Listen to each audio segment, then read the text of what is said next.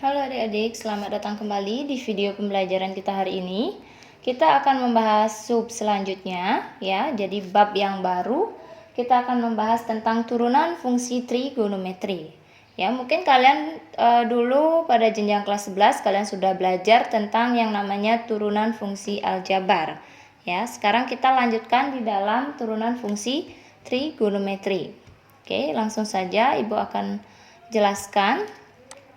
Jadi, kalian tentunya sudah tahu fungsi trigonometri itu seperti apa. Misalkan saja sin X, bisa saja cos X, tan X, sekan X ya. Kemudian kosekan ya, kosekan X. Kemudian dan kotan X atau kombinasi semuanya ya. Seperti inilah jenis-jenis fungsi trigonometri yang mungkin kalian sudah pernah kenal di kelas 11 ataupun di kelas 10 ya. Nah, sekarang kita belajar tentang turunannya. Jadi ada beberapa fungsi turunan. Nah, lambang turunan itu nanti turunan itu ada turunan pertama, kedua, ketiga, bahkan keempat ya. Hari ini kita akan khusus mempelajari di turunan pertama fungsi trigonometri.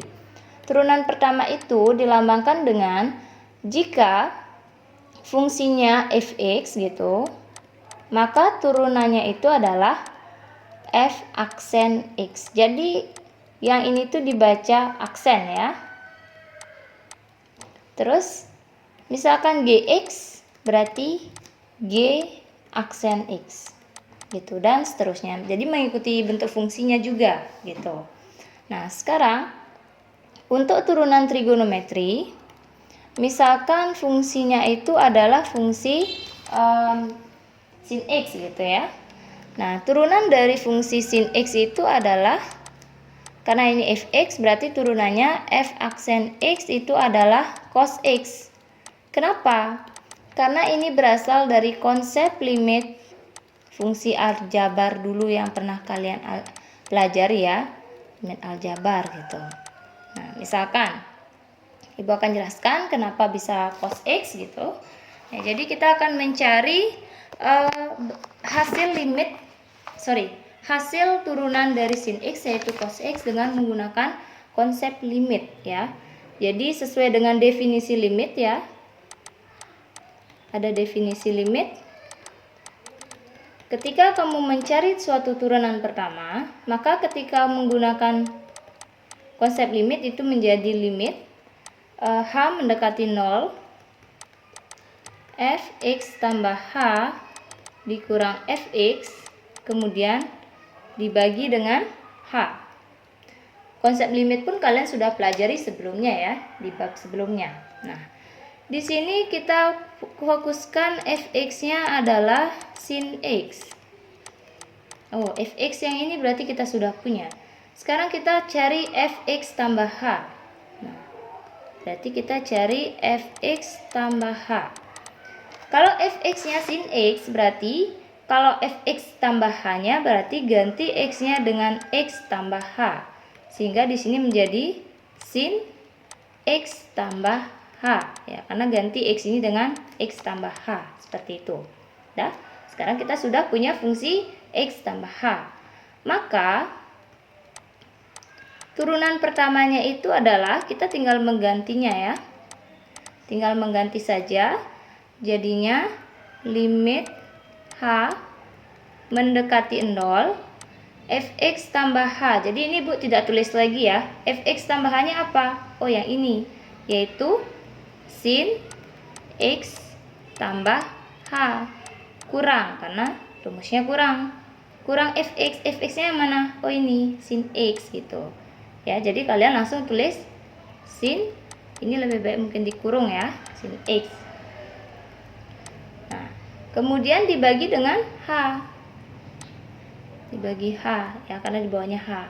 Kalau kalian langsung substitusi atau ganti hanya dengan 0, berarti kan per 0 tidak terdefinisi.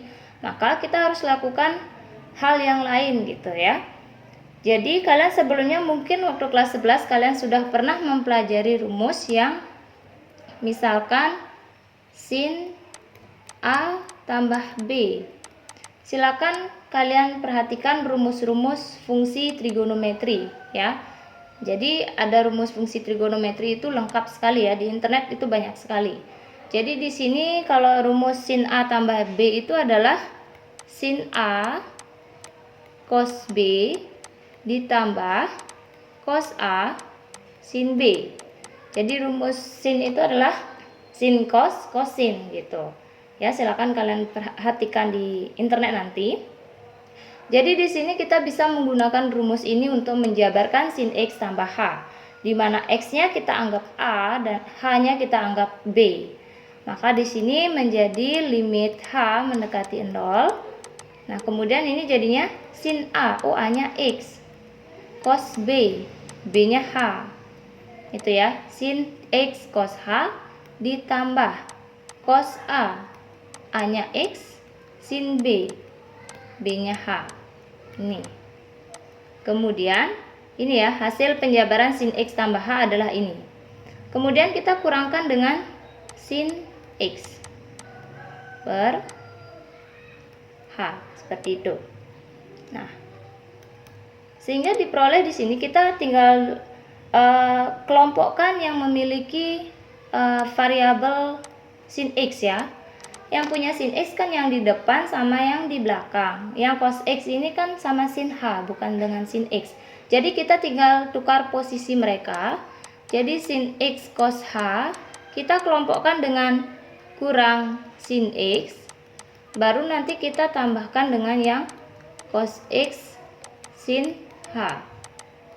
Kemudian dibagi dengan H. Jadi kita kelompokkan yang memiliki suku sin X gitu ya.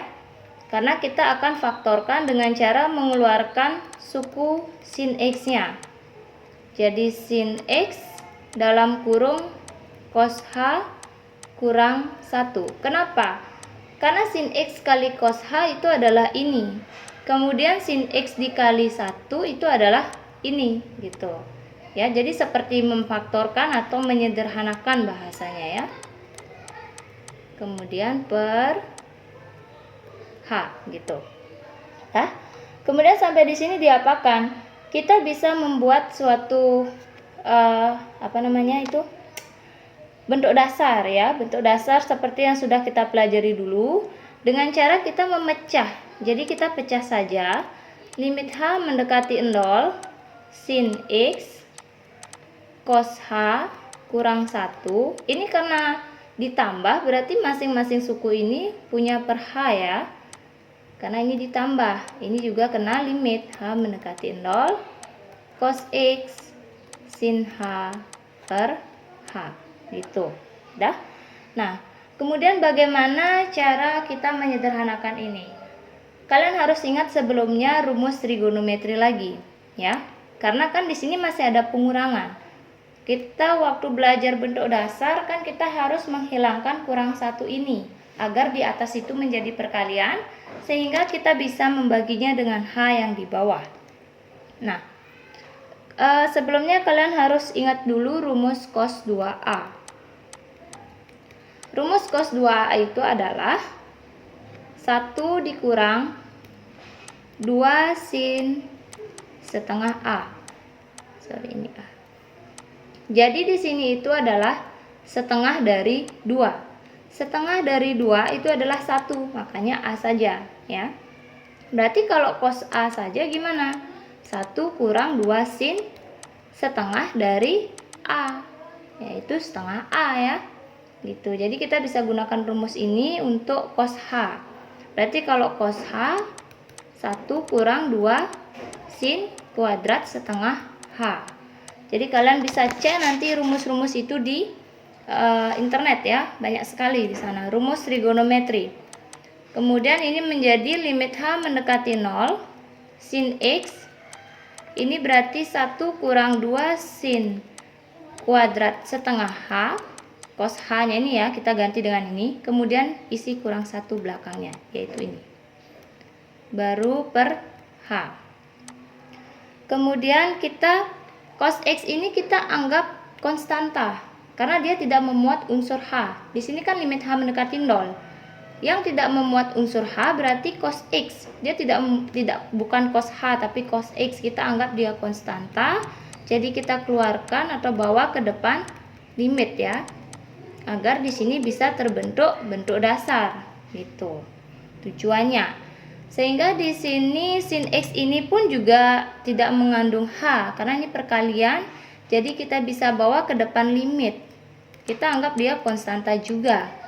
Jadi jadinya sin X untuk H mendekati 0, sisanya ini kan 1 dikurang 1 ini kan sudah habis ini. Tersisalah min 2 sin kuadrat setengah H per H ditambah cos X dikali, ini sudah bentuk dasar ya, sin H per H dengan H mendekati 0 berarti dia 1. Kalau kalian lupa silakan dilihat kembali bentuk dasar limit yang sebelumnya kalian pelajari. Nah, ini bisa kalian pecah sebenarnya ya. Jadi min 2 ini pun bisa dibawa ke depan limit ya. Jadi pasangannya dengan min 2 sin gitu ya. Boleh. Atau mau tidak dibawa juga boleh gitu ya. Jadi di sini kita coba cari ini limit H mendekati 0, berarti ini sin kuadrat setengah A, artinya sin setengah H kali sin setengah H. Karena ada per H dan ini kali, maka milik H itu mungkin di sini atau yang di belakang. Tapi karena ibu sudah bawa ke depan, berarti ini dianggap per 1 gitu ya. Ini berarti cos X, karena dikali 1 kan tetap cos X gitu. Nah, berarti ini min 2 sin X, ini sesuai dengan bentuk dasar. Jadi dia jawabannya setengah. Kemudian ini gimana? Ya kalian substitusi saja hanya dengan endol ya. Sin setengah kali endol. Sin setengah kali endol per 1. Ini ditambah cos X. Kemudian kita cari nilai dari sin endol. Karena ini sin setengah kali endol kan setengah kali endol endol. Sin endol adalah endol ditambah cos X. Nah, apapun yang dikali endol, ini kan dikali endol kan, hasilnya pasti endol. Endol ditambah cos X itu adalah cos X. Sehingga dari penjelasan ibu ini diperoleh bahwa turunan dari sin X adalah cos X gitu ya. Jadi asal muasalnya dari sini gitu ya. Nah, jadi ibu akan rangkum beberapa rumus turunan trigonometri. Turunan fungsi trigonometri ya. Jadi di sini ibu singkat saja nulisnya. Nah, jadi untuk misalkan fx-nya sin X, maka turunannya adalah cos X. Kemudian misalkan fx-nya adalah cos X, maka turunannya adalah negatif sin X. Ini kenapa? Silakan gunakan konsep seperti yang ibu jelaskan kalau ingin mencari ya. Nah, kemudian ini kan yang sederhana, sin X, cos X. Bagaimana dengan yang ada konstantanya gitu? Misalkan fx sama dengan sin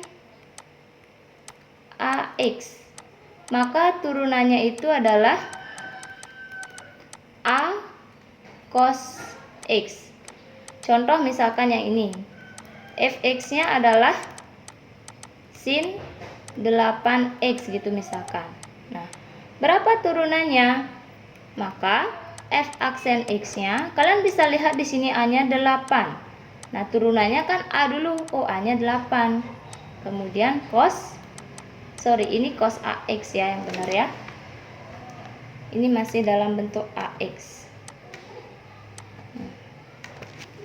Ini berarti masih dalam bentuk ax. Oke.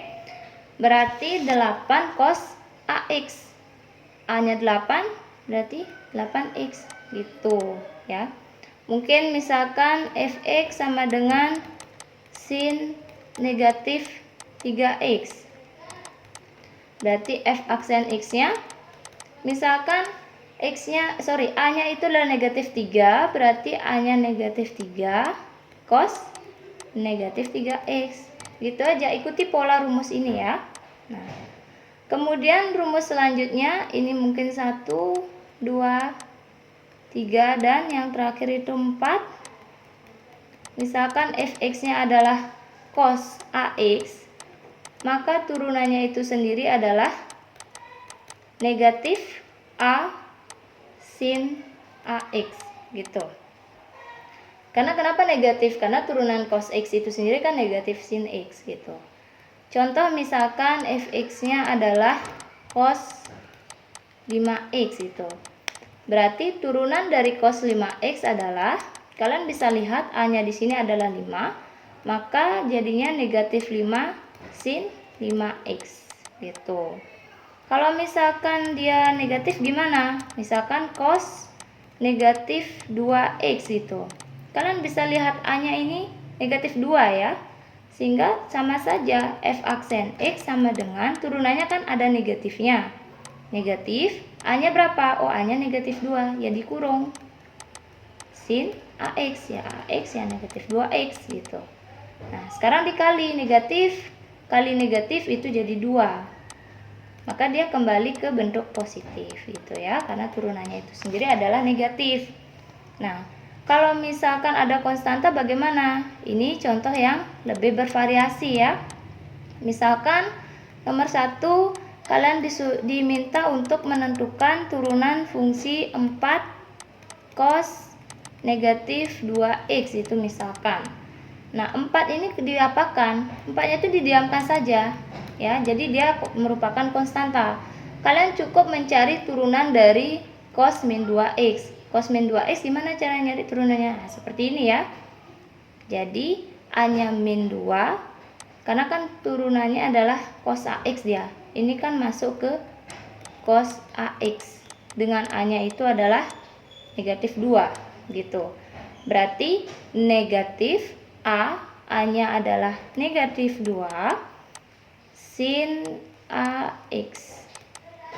Maka hasilnya negatif kali negatif positif.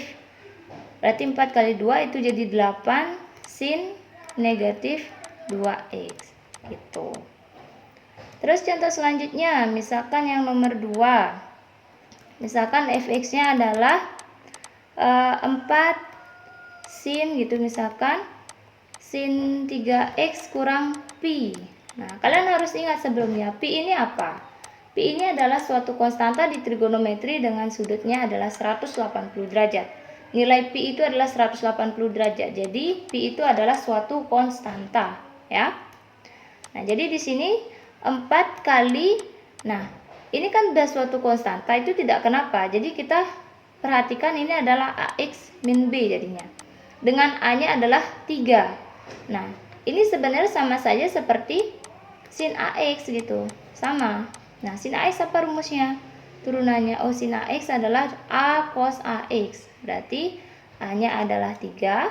Berarti 3 cos, ini lengkap, 3x kurang pi. Seperti itu ya, diikut dia pi-nya gitu ya. Jadi ini 12 cos 3x kurang pi. Nah, kalau misalkan ibu menanyakan soal lanjutan, fx-nya ini berarti ini f aksen x-nya. Di sini f aksen x-nya, ingat ya isi tanda juga. Ini kan soal aslinya yang di atas. Ini turunannya. Nah, sekarang kalau misalkan ibu tanya nilai dari turunan untuk pi berapa? Berarti ganti x-nya dengan pi gitu untuk turunannya ya. Jangan untuk fungsi awal. Jadi di sini 12 cos mungkin di sini pi per 3 gitu ya. Contohnya misalkan. Berarti ganti x-nya dengan pi per 3. Jadi ini x-nya diganti dengan pi per 3. Kemudian dikurang pi. Maka hasilnya 12 cos. Ini bisa kita hilangkan. Jadi jawabannya pi kurang pi. Pi kurang pi atau 180 kurang 180 itu adalah 0. Oh, cos 0 berapa? Nih, cos 0 berapa? 1. Cek di tabel ya. Cek tabel trigonometri lengkap waktu kalian kelas 10. Jadi hasilnya 12 seperti itu. Jika diberikan fungsi turunan, kemudian fungsi awal seperti ini, diminta untuk mencari turunan, silakan cari turunannya. Kalau misalkan ditanya lagi untuk x, misalkan x-nya berapa untuk suatu fungsi turunan, kalian tinggal ganti x-nya sesuai dengan persoalan. Seperti itu ya. Jadi kalau ada pertanyaan silakan kita diskusikan lagi.